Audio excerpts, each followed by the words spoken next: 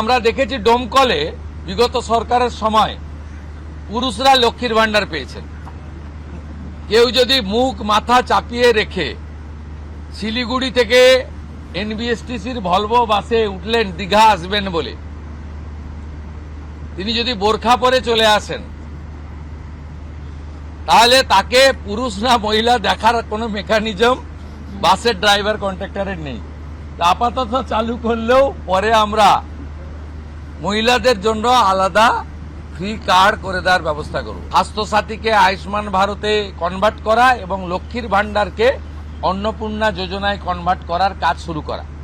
আগামীকাল বিকেলে নবান্ন থেকে আমি এবং সংশ্লিষ্ট দপ্তরের মাননীয় মন্ত্রী, সিএস, এফএস এবং অন্য আধিকারিকদের উপস্থিতিতে অগ্নিমিত্রা পাল এবং আমি একটি ফর্ম পাবলিশ করব, যেই ফর্ম অন্নপূর্ণা যোজনায় ফিল আপ করতে হবে এবং আমরা কালকেই বিস্তারিত বলবো। কারণ এনরোলমেন্ট যখন যত তাড়াতাড়ি করবেন তত বেনিফিট আমরা দিতে পারবো। আমাদের অন্নপূর্ণা যোজনার প্রক্রিয়াটা শুরু হয়ে যাবে কাল থেকে। যেমন যেমন ফর্ম ফিল আপ হবে তেমন তেমন ৩,০০০ টাকা ট্রান্সফারও শুরু হয়ে যাবে। আর যতক্ষণ না ৩,০০০ টাকা ট্রান্সফার হচ্ছে, স্বাস্থ্যসাথী যেমন কন্টিনিউ রাখা হয়েছে আয়ুষ্মান ভারত কনভার্ট না হওয়া পর্যন্ত, এখানে আপনার লক্ষ্মী ভান্ডারকেও কন্টিনিউ করা হবে। বিস্তারিত কালকে আপনারা জানতে পারবেন। ফর্মের কপিও আপনারা কালকে পাবেন। অফলাইন অনলাইন অবশ্যই থাকবে। শুধু পাবলিকের উপরে ছেড়ে দেওয়া হবে না, বিধায়করা নিজ উদ্যোগে ফর্ম ফিল আপ করাবেন এবং সরকারও বিডিওদের নেতৃত্বে প্রত্যেক বাড়িতে বাড়িতে ফর্ম ফিল আপের জন্য সহযোগিতা করার জন্য লোক পাবেন। এবং মাথায় রাখতে হবে, ভারতীয়রাই কেবলমাত্র এই সুযোগ পাবেন, অভারতীয়রাই সুযোগ পাবেন না। ভারতবর্ষের সরকারের টাকা বাংলাদেশ থেকে আসা অবৈধ অনুপ্রবেশকারীদের দেওয়ার জন্য নয়, এটা খুব ক্রিস্টাল ক্লিয়ার। সরকারি বাসে আপাতত সব মহিলাদের আমাদের ফ্রি সুযোগ তারা পাচ্ছেন আগামী সপ্তাহ থেকে। তো আগেই ক্যাবিনেট অনুমোদন দিয়েছে, এটা কার্যকর হচ্ছে। কিন্তু আমরা এখনই সবাইকে, সব মহিলা বললে সুযোগ দিলে পরবর্তীকালে কিন্তু কার্ড করব। আমরা দেখেছি ডোমকলে বিগত সরকারের সময় পুরুষরা লক্ষ্মীর ভান্ডার পেয়েছেন। কেউ যদি মুখ মাথা চাপিয়ে রেখে শিলিগুড়ি থেকে এনবিএসটিসির ভলভো বাসে উঠলেন দীঘা আসবেন বলে, তিনি যদি বোরখা পরে চলে আসেন, তাহলে তাকে পুরুষ না মহিলা দেখার কোনো মেকানিজম বাসের ড্রাইভার কন্ট্রাক্টরের নেই। আপাতত চালু করলেও পরে আমরা মহিলাদের জন্য আলাদা ফ্রি কার্ড করে দেওয়ার ব্যবস্থা করব। আমরা প্রাথমিকভাবে আলোচনা করেছি এবং এটা আমরা কার্যকর করতে চলেছি। আমাদের মা ক্যান্টিন রয়েছে, সেই ক্যান্টিনগুলোতে ৩৬৭টা, তাই তো, অ্যাপ্রক্স ৪০০-র কাছাকাছি সংখ্যা আপাতত এই থাকছে।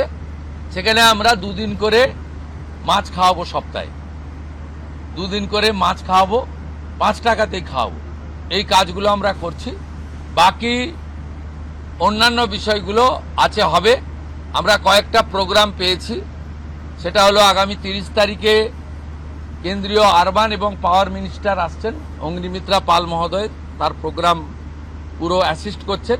আমিও একটা সময় নিশ্চয়ই কাটসি মিট করব। 4 তারিখে শিপিং মিনিস্টার আসছেন, শিপিং রিলেটেড মিটিং হবে। 6 তারিখে মাননীয় রেলমন্ত্রী আসছেন। আর 8 তারিখে দিল্লিতে স্বাস্থ্য দপ্তরের সঙ্গে পশ্চিমবঙ্গ সরকার আয়ুষ্মান ভারতের এগ্রিমেন্ট করবেন। এই প্রোগ্রামগুলো আপনাদের মাধ্যমে আমরা জানাতে চাই। আমাদের সরকার, আপনাদের সরকার আগামী সপ্তাহ থেকে মুখ্যমন্ত্রীকে বলো বন্ধ হয়ে যাচ্ছে, তার জায়গায় আমরা নাম দিচ্ছি আপনার সরকারকে বলুন। আর পুরনো যে নাম্বার ছিল ও নাম্বারেরও বদল আসছে। এই সংক্রান্ত বিস্তারিত যেদিন আমরা লঞ্চ করব সেই দিন আপনাদেরকে নাম্বার জানাবো। নামটা আমি আজকেই জানিয়ে দিলাম, আপনার সরকারকে বলুন। মাননীয় রাজ্যসভার সাংসদ শ্রমিক ভট্টাচার্য মহোদয়কে নাম ঠিক করার জন্য সরকার পরামর্শক চেয়েছিল, তিনি এই নামটা ঠিক করেছেন। মুখ্যমন্ত্রী হিসেবে আমি সেই নামটা গ্রহণ করেছি। आज सुबह से देखा जा रहा है बहुत सारे लोग जो है हाथीपुर बॉर्डर, बहुत सारे बॉर्डर पे जमा हो रहे हैं, वो बॉर्डर क्रॉस करना चाह रहे हैं। क्या ये जो ऑर्डर आपने किया था, स्टेट गवर्नमेंट ने किया था, होल्डिंग सेंटर हर एक डिस्ट्रिक्ट में होना चाहिए, उसके बाद डर के मारे जो है लोग बॉर्डर क्रॉस करना चाह रहे ये हैं? एग्जिस्टिंग फॉरेनर्स एक्ट है, कोई नया कानून नहीं है। अरे ये लोग चला जाना चाहिए, और उनका बांग्लादेशी जो नागरिक है उनका लेने का जिम्मेदार तो है उनका। तो जब हम लोग यहाँ से बोल रहा था तब वहां से उनका जो स्पोक्स पर्सन है, मैं देखा था सोशल मीडिया में और यूट्यूब में आया, जो उन्होंने बताया जो बांग्लादेशी है वो तो हम लोग ले लेगा। तो ये सब बांग्लादेशी है, उसको ले लेना चाहिए। लेकिन ये लोग को, पुलिस को हम लोग बता दिया जेल में भेजने का जरूरत नहीं है। देश के रुपया में खाना खाएगा, कपड़ा देगा, मेडिसिन देगा। एक दामाद है ये लोग। जल्दी जल्दी भागो, जल्दी जल्दी भागो, नहीं तो जो करना है सरकार करेगा।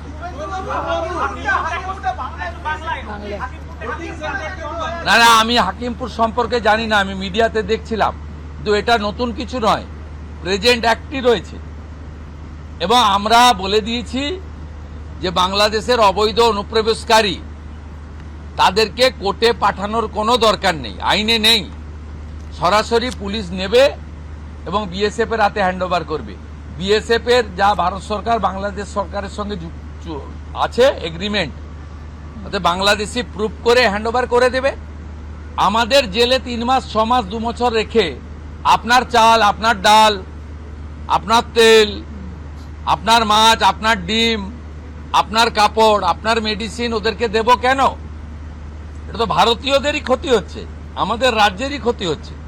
সেই জন্য আইনটা এতদিন ছিল ভোট ব্যাংকের স্বার্থে কেউ বা কারা ব্যবহার করেনি। আমরা ভোট ব্যাংকের বাইরে গিয়ে দেশের স্বার্থে, রাজ্যের স্বার্থে এই আইন কার্যকর করছি। আবেদন করেছেন যে যারা এতদিন অভিযুক্ত রয়েছেন তাদেরকে গ্রেফতার করার জন্য এসপির কাছে, পুনরায় কি তদন্ত শুরু করবেন? আমি আবেদন পাই, এসপির কাছে উনি আবেদন করেছেন। এসপি নিশ্চয়ই ডিজিকে পাঠাবেন, ডিজি আমার সঙ্গে পরামর্শ করবেন। আমি হোম মিনিস্টার হিসেবে নিশ্চয়ই, আমার তো আইনের শাসন প্রতিষ্ঠা করার জন্যই আমাকে আপনারা মুখ্যমন্ত্রী করেছেন। তা আইনের শাসনে তামান্নাও আইনের শাসন পাবেন। আমরা তো বলেছি শাসকের আইন চলবে না, আইনের শাসন চলবে। বিরোধী দলের আমরা তো বলেছি স্কুল, কলেজ, মন্দিরের 1 কিলোমিটারের মধ্যে মদের দোকান লাইসেন্স দেওয়া যাবে না। এ সরকার অন্যভাবে চলবে, চিন্তার কোনো কারণ নেই। আমার সঙ্গে ভারত সরকারের মন্ত্রী জিতেন্দ্র সিং এর একটা মিটিং আছে 3:30টার সময়, এখন 2:30 বাজতে যায়, 1 ঘন্টা লাগবে যেতে। প্লিজ, সেটা হচ্ছে বিশেষ বিশেষ সাংসদ বিরোধীদের, তাদেরকে আপনি ডাকবেন এই বিশেষ বিশেষের টাইপ যদি বলেন যে কি, মানে যারা অনেকদিন পরে সত্য কথা বলছে তারাই বিশেষ বিশেষ সাংসদ। যারা বলছেন যে আপনারা আমাদের স্বাধীনতা পাইয়ে দিয়েছেন, যারা বলছেন যে এর কোনো ভবিষ্যৎ নেই, ফলতাতে যে চতুর্থ হয়েছে সে আর 1 তো দূরের কথা 2-এই আসতে পারবে না।